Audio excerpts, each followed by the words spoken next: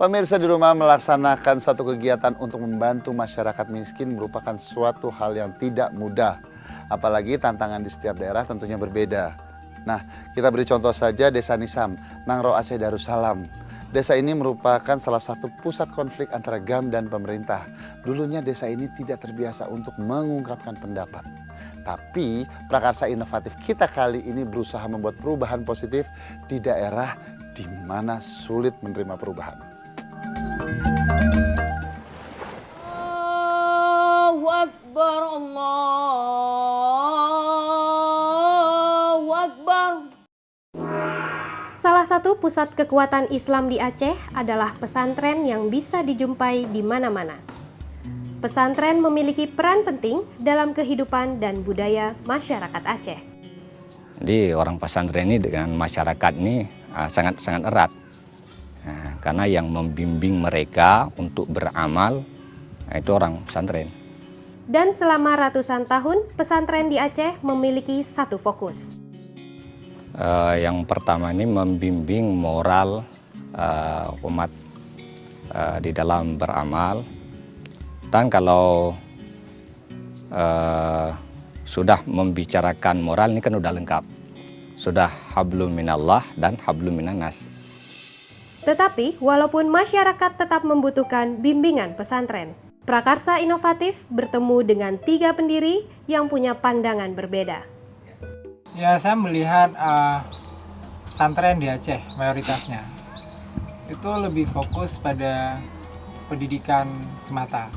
Nah, artinya dari siklus kegiatan mereka itu lebih fokus pada pendidikan. Dan mereka jarang keluar dari wilayah konsentrasi pendidikan. Ketika saya melakukan perjalanan dan bertemu dengan banyak teman-teman, berbicara dengan banyak teman-teman, ternyata pesantren dengan apa yang sudah dimiliki, tidak hanya pendidikan yang bisa mereka lakukan. Artinya idealnya pesantren bisa melakukan banyak hal dengan memanfaatkan kedekatan mereka dengan masyarakat dan juga lahan.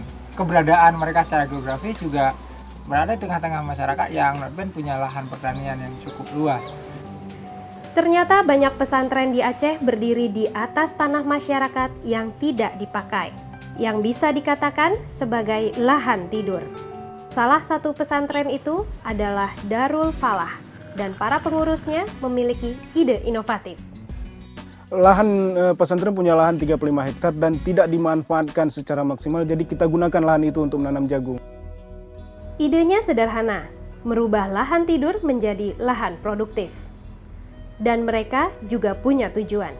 Untuk memberdayakan santri-santri dan menggunakan lahan tersebut untuk pendapatan mereka. Tapi apakah rencana untuk pesantren Darul Falah? Kita berpikir mereka siap terjun ke masyarakat, tidak hanya mengajarkan ilmu agama, tapi mereka juga punya skill, keterampilan yang bisa mengajak masyarakat untuk mengubah hidup ke arah lebih baik dengan potensi-potensi yang ada di desa masing-masing. Apakah pesantren-pesantren di Aceh siap untuk menerima prakarsa inovatif ini yang bisa merubah pola pikir mereka selama ratusan tahun? Prakarsa Inovatif akan segera kembali.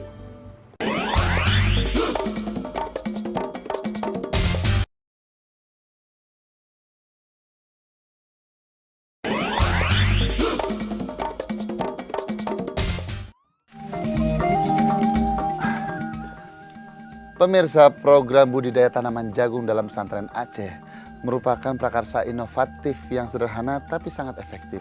Nah, kita akan lihat bagaimana reaksi dari pesantren, santriwan dan santriwati terhadap prakarsa inovatif ini. Tradisi dan budaya di Aceh masih sangat kental, dan untuk membuat suatu perubahan bukan hal yang mudah. Cara membuat kopi di desa.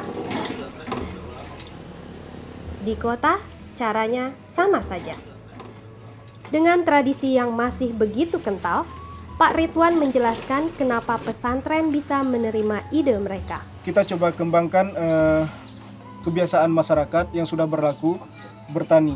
Yang kedua, konsepnya sistem bagi hasil syariah, dan itu diatur dalam agama Islam. Pak Boy memberikan kesimpulan program. Budidaya jagung dalam konteks pelayanan pendidikan dilakoni oleh pesantren. Mengajak pesantren untuk menerapkan ide baru itu bukanlah hal yang mudah.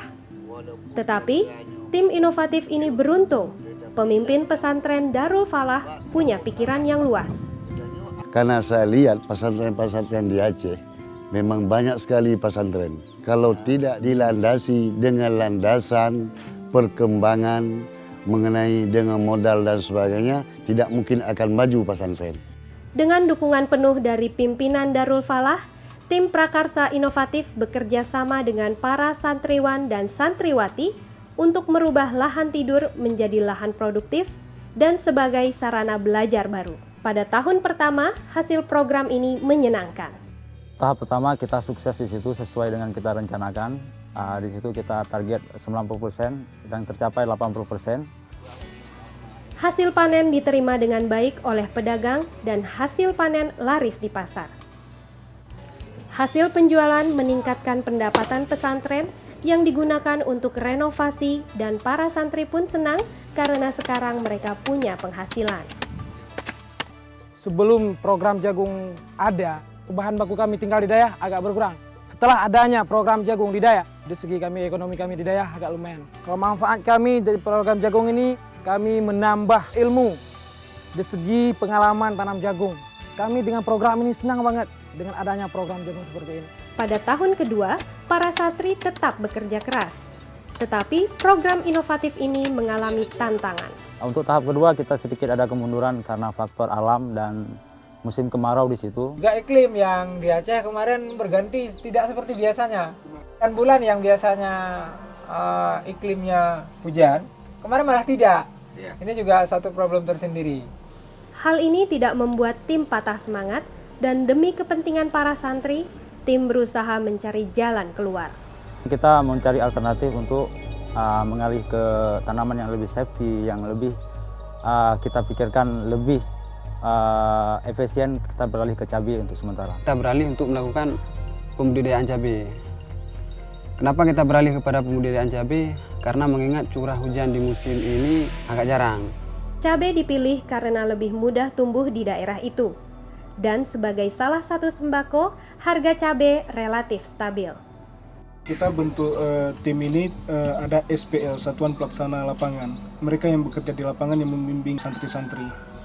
Pakar lapangan ini memberikan nilai tambah program ini untuk para santri. Dari sisi pengetahuan, mereka mendapat tambahan pengetahuan bagaimana merencanakan pertanian. Juga mereka dapat pengetahuan bagaimana mengelola, jaga mulai dari pembibitan, penanaman, dan pemanenan. Secara teknis yang santri dapat di balik daripada pelajaran pembudidayaan jagung ini adalah mereka bisa mengetahui bagaimana cara membudidayakan cabai itu sendiri.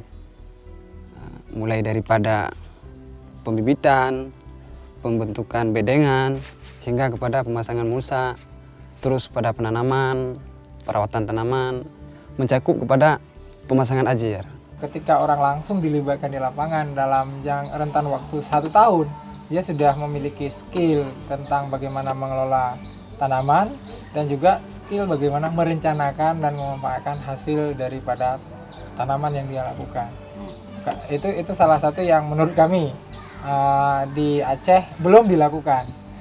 Lalu, bagaimana tanggapan pimpinan Darul Falah terhadap program ini? Program ini memang satu program yang cukup bagus. Sebelum program ini, kemajuannya sangat mundur. Sesudah terciptanya program ini, santri yang di sini bisa kita sekolahkan. Dan Prakarsa Inovatif juga menanyakan bagaimana tanggapan para orang tua santri. Sebelum program itu, kalau kami ya memang susah kan masa duit. Jadi kalau sesudah itu, jadi kalau duitnya nggak berapa susah. Kesuksesan program ini juga terlihat pada keinginan pihak universitas untuk bekerja sama dengan tim ini. Makanya saya coba kerjasama dengan Darul Falah dengan program-program yang diajukan oleh mereka dan dikombinasikan dengan fungsi dan peran Tridharma Perguruan Tinggi yang ada di universitas.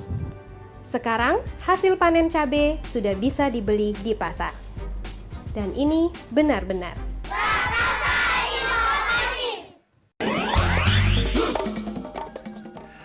Pemirsa, prakarsa inovatif ini akhirnya dilirik juga oleh pemerintah setempat.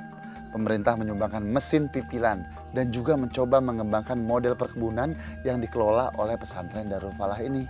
Nah, tapi tentu saja di area yang berbeda. Baiklah pemirsa di rumah, sampai di sini dulu perjumpaan kita pada prakarsa inovatif kita kali ini. Dan mudah-mudahan apa yang kami sampaikan bisa membantu Anda dan juga bangsa ini jadi lebih maju. Jangan lupa tetap saksikan prakarsa inovatif.